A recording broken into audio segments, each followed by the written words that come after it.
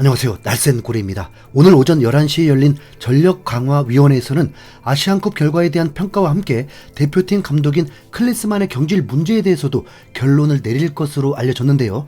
회의가 끝나고 나온 브리핑을 바탕으로 빠르게 정리해서 전달해 드리겠습니다. 자, 일단 이 전력강화위원회라는 게 뭘까요? 이름은 뭔가 있어 보이는 느낌인데 뭘 하는 기구인지 정확히 파악을 해보죠. 2017년 12월 만들어진 국가대표 선임위원회가 작년 1월에 이름을 전력강화위원회라고 바꾸고 독일의 마이클 밀러를 위원장으로 삼고 박태하 한국프로축구연맹 기술위원장을 포함해서 최윤겸 청주FC 감독, 조성환 인천 유나이티드 감독, 정재권 한양대 감독, 이정효 광주FC 감독, 곽효범 인하대 스포츠과학과 교수 등등 총 10명으로 구성됐습니다. 이 위원회가 만들어지고 처음 한 일이 바로 클린스만 감독 선임이었고요. 작년에 첫 임무였던 새 감독 선임 때부터 대면 회의를 단 한 번도 하지 않은 채 진행 사항을 모두 비공개로 유지하다가 갑자기 클린스만 감독이 낙점됐는데 벤투 감독을 선임할 때와는 전혀 다른 과정에 많은 국민들은 의문을 표했죠. 클린스만 감독은 작년 3월 부임한 이후에 대한축구협회 정몽규 회장과는 오랫동안 알고 지냈다.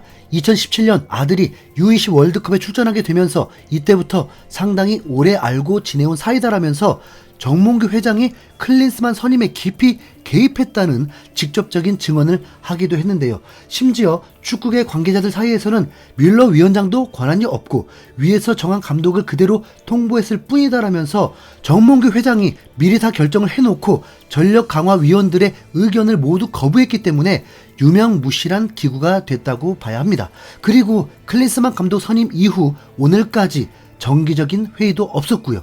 솔직히 별 실권도 없어 보이긴 하지만 일단 5천만 국민 대부분이 클린스만 감독에 대해서 낙제점을 준 지가 한참 됐다 보니까 이번 전력강화위원회 역시 여론을 따라서 경질할 확률이 높을 거라고 기대하고 있는 거죠. 클린스만 감독이 자신의 경질 여부가 걸린 이 중요한 위원회를 앞두고도 대한축구협회 보고도 하지 않고 단독으로 미국에 있는 자택으로 떠난 걸 보면 분명 국가대표팀 감독을 맡길 만한 사람은 절대로 아니라는 건 맞고요. 이 위원회에서 뭔가 결정된다고 해서 곧바로 어떤 효력이 생기는 것도 아니긴 합니다.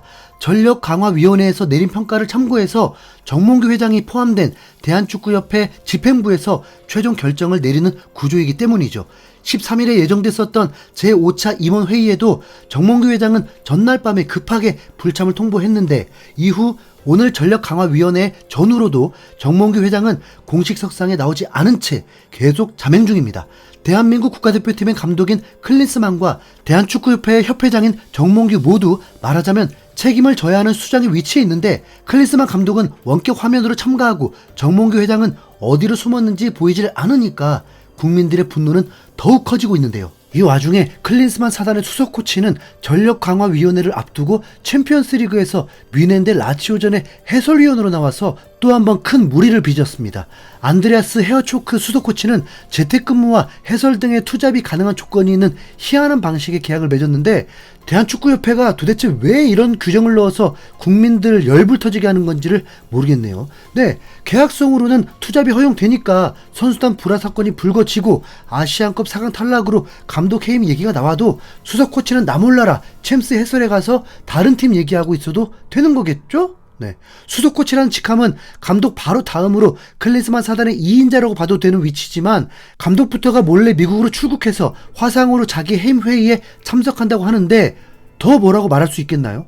그저 이 상황이 생기도록 어이없는 계약을 맺은 대한축구협회에 대한 분노만 쌓일 뿐입니다. 자, 생각해보세요. 아시안컵이 끝나고 죄송하다고 사과를 하고 더 잘했어야 한다고 반성을 한 건 선수들밖에 없습니다. 주장인 손흥민이 먼저 대표로 국민들을 향해서 사죄의 말을 남겼고 프리미어리그 득점 7위 황희찬 역시 팀보단 제 개인에 대해 많이 반성하게 된다. 제가 부족했고 더 잘할 수 있는 부분이 있다는 것을 알고 있다라면서 스스로의 부족함을 돌아봤습니다. 많이 부진했던 스트라이커 조규성도 제가 실수한 것밖에 생각나지 않는다. 매 경기 아쉬웠고 스스로 아쉬움만 남은 대회였다. 매우 부족한 것 같고 뼈저리게 느끼고 더 아파야 하고 더 발전해야 할 것 같다라면서 부진을 인정하고 사죄의 인터뷰를 했습니다. 그러나 4강까지 올라간 것도 잘한 건데 왜 사퇴 얘기가 나오는지 모르겠다는 반응이 모든 책임을 져야 하는 클린스만 감독의 말이었고 이런 생각을 가지고 있기 때문에 자기가 한 인터뷰 발언을 어기고 이틀 만에 도망치듯 몰래 미국으로 돌아간 거겠죠. 대표팀의 머리인 클린스만 감독이 이러니 헤어초크 수석 코치도 꺼리낌 없이 제임스 16강 해설을 하러 떠날 수 있었을 거고요. 이런 상황에서 전력강화위원회의 결과가 클린스만 감독의 유임으로 나온다면 더 이상 대한민국 국민들도 참지 못했을 텐데요. 11시부터 시작된 위원회는 당초 오후 2시쯤에 마무리될 예정이라고 했는데 3시에 끝난다고 했다가 또 30분 연장되면서 거의 4시간 넘게 점심시간도 없이 진행됐습니다. 현 상황이 워낙 심각하다 보니 논의가 길어지면서 브리핑 역시 밀리게 된 겁니다. 그러나 위원회가 종료되기 전에 미리 한 전력강화위원이 언론에 그 내용을 흘렸는데 클린스만은 이강인, 손흥민 때문에 경기력이 안 좋았다는 식으로 변명했다라면서 감독이 선수 핑계로 안 좋은 경기력이 나왔다며 정말 해서는 안 되는 핑계를 댄 사실을 과감하게 폭로했습니다. 누차 말씀드렸지만 선수단 관리 역시 대표팀 감독이 해야 할 중요한 임무 중 하나인데 축구 전술도 없는데 선수단 관리까지 못했으면 도대체 클린스만 감독이 한 건 뭐냐고요. 그래놓고 미국으로 도망쳐서 화상회의로 손흥민과 이강인 탓을 한다는 게 64년생 만 59세 감독님의 태도가 맞나요? 솔직히 손흥민과 이강인이 나올 필요도 없는 중국, 싱가포르 등 약팀과의 평가전에도 이 선수들 없으면 질까봐 무서워서 시즌 중에 차출해서 풀타임 소화시킨 감독이 이제 와서 이 두 선수에게 모든 책임을 떠넘기는 도저히 이해할 수 없는 행동을 했습니다. 독일 출신의 밀러 위원장 역시 이번 회의 내내 밀러 위원장은 클린스만 감독을 두둔하기 바빴다. 전력 강화위를 위해 준비한 자료, 선수단, 스케줄, 훈련 내용 등 이미 다 아는 내용들로 유의미한 것들이 없었다라면서 결국 시간 끌기에만 급급했다고 하는데요. 그나마 클린스만 감독 경질에 대해서는 전력 강화위원들이 100% 동의했다고 하니까 적어도 그건 해결되길 바랍니다. 그리고 이어서 4시 8분에 전력강화회의 브리핑이 시작되었습니다. 발표는 90년 이탈리아 월드컵에서 멋진 중거리 슛을 넣었던 황보관 기술위원장이 맡게 되었습니다.